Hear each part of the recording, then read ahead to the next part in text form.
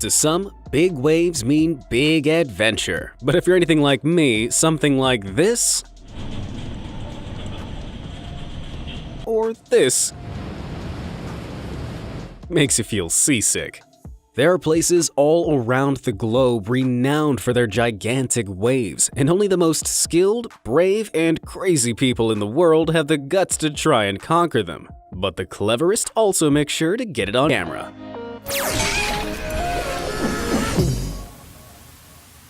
Nazaré Nightmares. Let's start our thrill-seeking hunt in Nazaré, Portugal. Daredevils all over the world know the name of this place because of the sheer size of the waves that are seen off its coast. Like this monster captured on camera back in 2014. Just look at the size of it!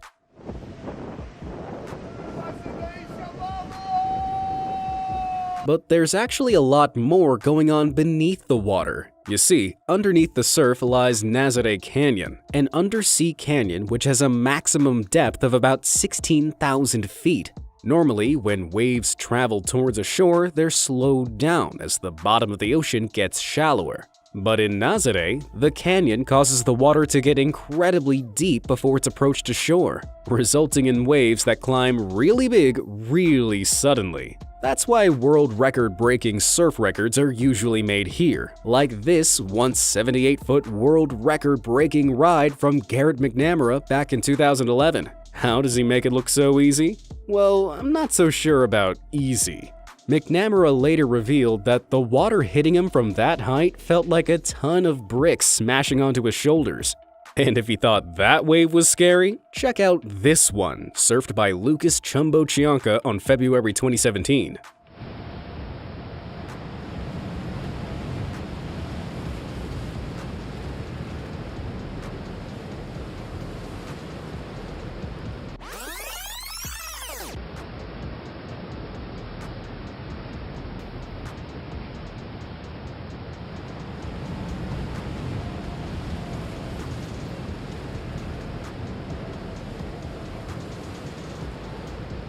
Between October and March, high winds blowing in from the North Atlantic Ocean generate waves like this, some of which can be over 100 feet tall. So when I tell you that the current world record for largest wave ever surfed is this 80-foot high beast, I expect a standing ovation. This madcap is Rodrigo Cocha, who smashed the previous world record in 2018 by surfing down this gigantic wave.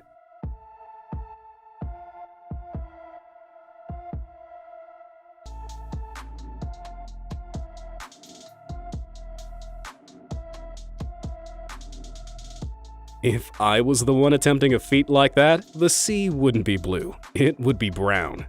Before we look at even more massive waves, make sure to sail on over to that like and subscribe button. I put out new videos every day, so instead of searching the 7 seas for your amazing fact fix, just head on over to Be Amazed and smash that little bell icon so you never miss out on new content. Are you ready for your next adrenaline rush? Let's go! Tsunami Scare. You'd be forgiven for thinking that the power of a massive wave comes only from its height, but footage from the Japanese tsunami of 2011 proves that wrong in a terrifying way.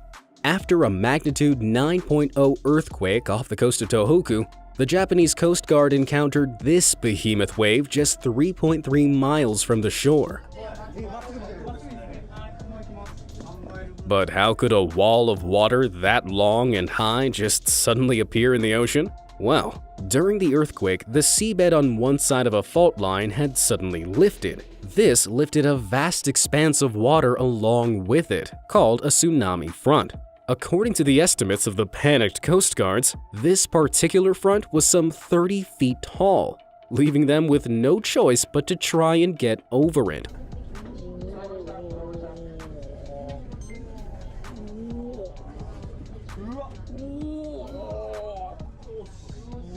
But then it gets worse. A second wave was suddenly reported less than 1.5 miles from their location. As the earthquake continued to jolt the seabed, it sent out another tsunami front. But this one was apparently even bigger than the one before.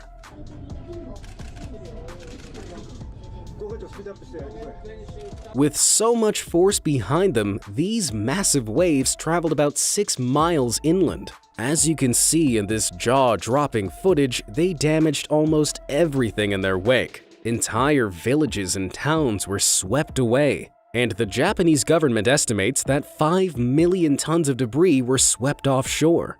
Damage costs from the earthquake and tsunami soared to $300 billion, while 20,000 people were reported dead and another 2,500 missing. Sadly, many are still unaccounted for to this day. Biscay Bedlam. The Bay of Biscay is notorious for its violent storms and large waves because it's exposed to the rough Atlantic Ocean. But even on a calm-looking day, the seas of this bay definitely aren't to be trusted, not even by sturdy oil and chemical tankers. Just take a look.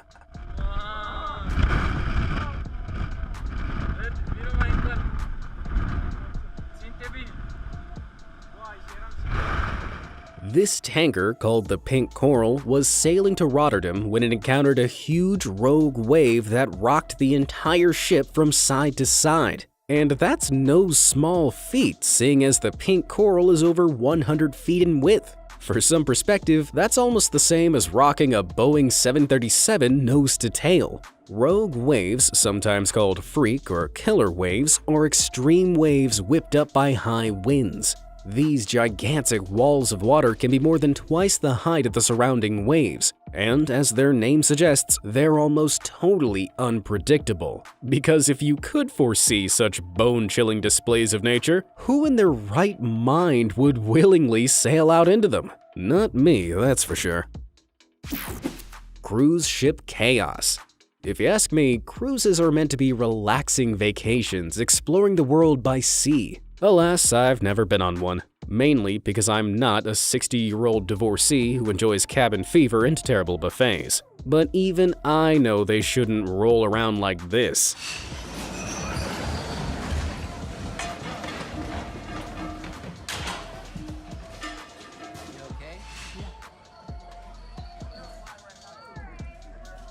This is the MV Viking Sky cruise ship, caught in the waves of a terrible storm off the coast of Norway back in 2019. The ship was carrying 1,300 passengers and crew when it lost power and was pummeled by the extreme weather. Reports even stated waves in this area reached almost 60 feet in height. Usually, the hulls of these ships are broad enough to prevent big waves from tilting them this badly. But when you consider that the ship itself is only about 100 feet wide and was dead in the water, it's not surprising that it was threatening to do a barrel roll.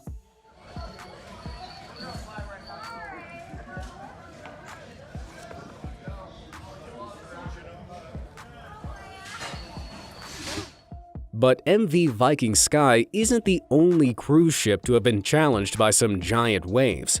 Just take a look at this soul-crushing footage supposedly taken from the bridge of the P&O Andonia, then known as the Sea Princess.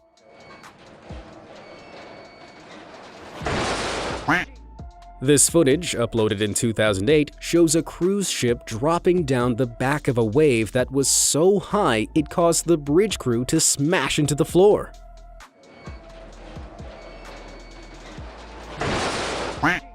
Whilst the descriptions of this footage claims it's the Sea Princess, there are no reports that the ship was caught in these drastic conditions. However, around the same time in 2008, the cruise ship Pacific Sun was caught in a hellscape of 50-knot winds and 25-foot waves, about 400 miles off the coast of New Zealand. CCTV footage shows the tilt of the ship was so steep that furniture was flung across the rooms, and around 40 guests were injured.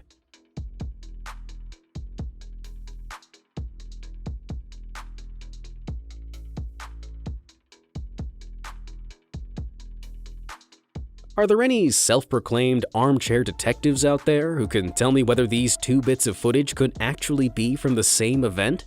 If you guys have any stories of your own about getting caught in some gnarly weather at sea, let me know down below. I'll grab a paper bag and get back to some of my favorites.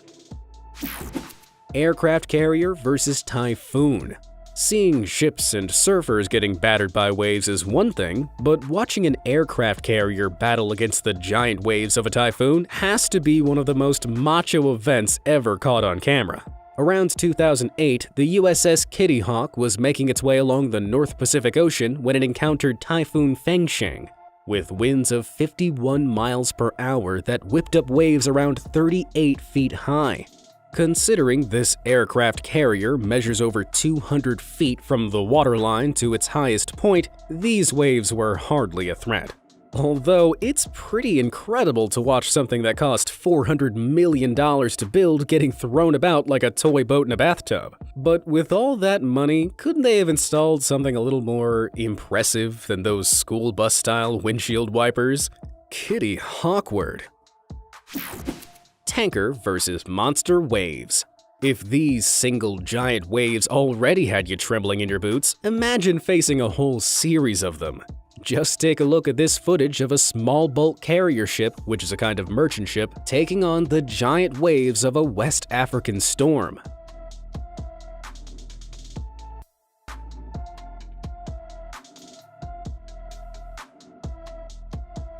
These are way more than just choppy seas. Whilst the channel Deep Sea that uploaded this ungodly footage to YouTube didn't mention where the storm took place, they do state that the waves were about 20 feet high. That may not seem like much, but wave after wave of this power and height has the potential to do some serious damage. And if you ask me, those waves look a lot higher than 20 feet. What do you think? Give me your best guesses in the comments below. Oil rig rollers. Choosing to work on the open sea is one thing, but opting to live on an oil rig means you can't always escape the giant waves coming your way. Just ask the crew of the Dunbar oil rig. Located off the UK's east coast, this static rig is planted to the ocean floor and has a deck that's 164 feet long, 98 feet wide, and 72 feet high. That's one massive structure. That is, until you compare it to the waves that pummeled it on Christmas Day in 2013.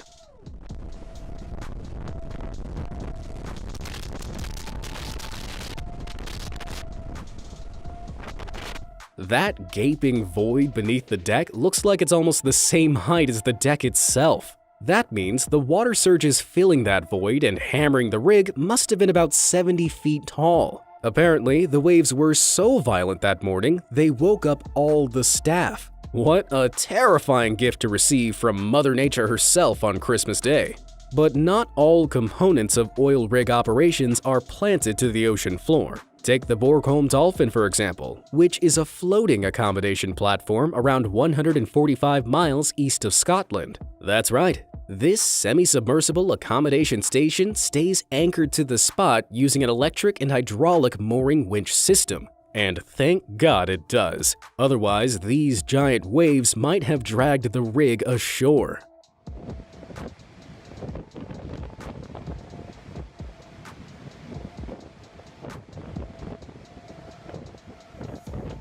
When hurricane-force winds of 113 miles per hour ripped across Scotland back in 2015, they whipped up colossal waves that can be seen rising to the platform's full height.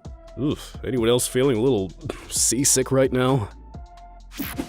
North Sea surge. The Southern Ocean isn't the only sea famous for its deadly conditions. Between the UK and Norway lies the North Sea. And thanks to its hellish weather and high number of shipping accidents, it's considered one of the world's most dangerous seas. Single waves in this region have been known to reach a monstrous 83 feet in height, but scientists believe they can get much bigger. Don't believe me? Just take a look at this footage taken from the bridge of a vessel in the North Sea storm.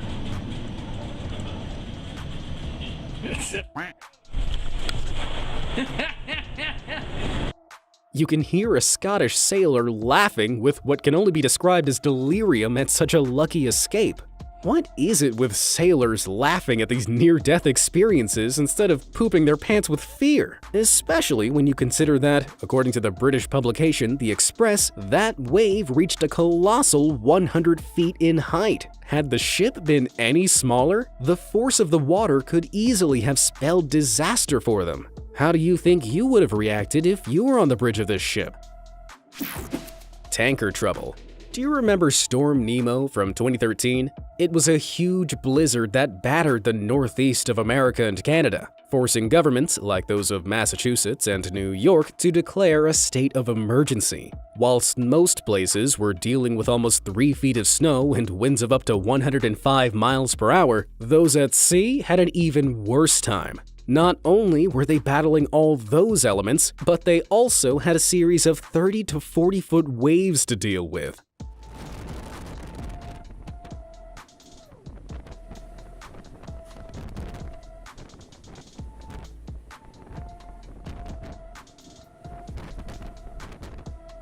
Usually, ships like this 748-foot tanker try to avoid high-caliber storms. It prevents the likelihood of them being rolled over by the powerful waves and becoming accidental submarines. But being caught short around 700 miles off the coast of Newfoundland in winds of almost 90 miles per hour clearly gave this captain no choice but to press on.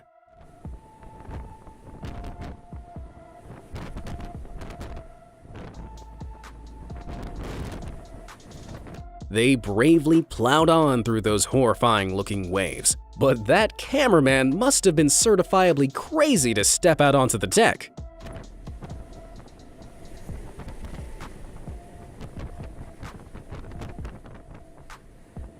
Would you have braved the extreme weather just to get these waves on camera? Let me know in the comments. Storm shocker. The waves of the North Sea are hardly a laughing matter. Footage captured on an emergency response and rescue vessel from 2016 shows how Storm Gertrude whipped up some stomach-churning waves, with many estimated to be almost 100 feet high.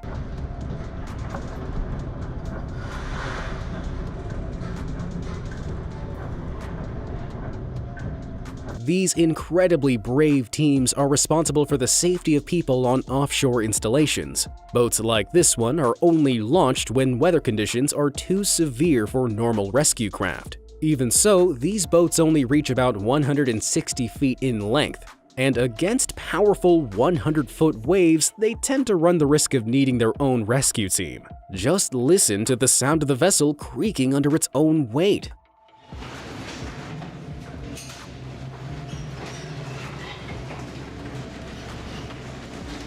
It's amazing that the ship hasn't sunk under the weight of the crew's iron determination. Big Wave Brave. As staggering as the waves of Storm Gertrude were for this incredible rescue vessel, they weren't the largest they've ever encountered. Back in 2013, this commendable crew, who are dedicated to 2 oil platforms around 115 miles northeast of the Shetland Isles, hit some rough weather.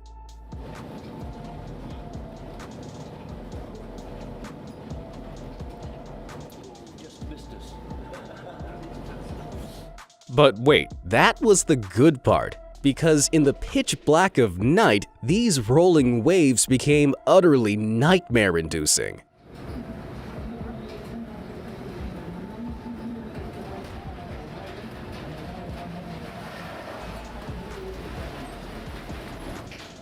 That may have made some of you feel seasick, but it's not over yet.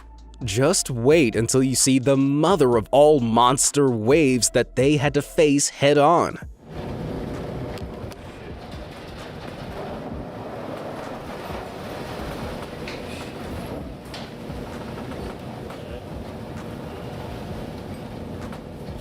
That's the money shot. How on earth are these guys laughing? My heart's pounding so hard from watching this that I just inadvertently reached for my water wings. But how about you? Would you have the courage to ride out any of these staggeringly sized waves? Or have you seen any that were even bigger? Let me know down in the comments below, and thanks for watching.